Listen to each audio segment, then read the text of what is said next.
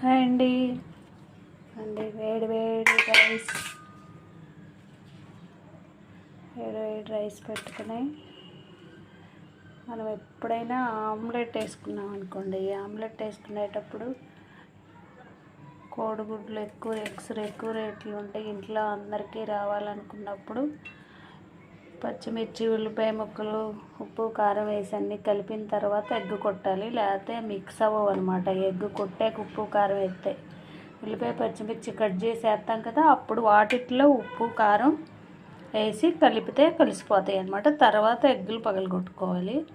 మనం ఎప్పుడైనా అలా చేస్తే తొందరగా మిక్స్ అయిపోతుంది అనమాట. అందరిలో ఎగ్స్ కలుపుకునేవి అవన్నీ ఉండవు కదా, పల్లెటూరుల్లో ఉప్పు కారం వేసినా కలపండి దాంట్లో, అప్పుడు ఎగ్ బాగుంటుంది. ఎక్కువ ఆమ్లెట్ ఇంకోటి ఎక్కువ కలిసి రావాలి, అందరికీ రావాలనుకున్నప్పుడు కొంచెం పాలు పోయండి.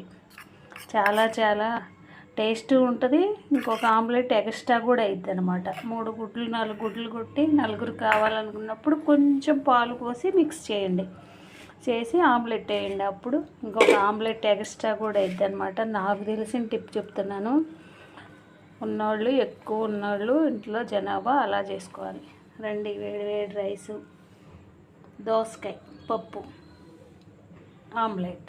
చూసారా ఎంత ఆమ్లెట్ అయిందో? 2 గుడ్లకి ఇంత పెద్ద ఆమ్లెట్ అయింది. ఉల్లిపాయ పచ్చిమిర్చి అన్నీ వేసేసాం కదా. ఓకేనా? రండి friends, please subscribe, like and share my YouTube channel. Okay, thank you.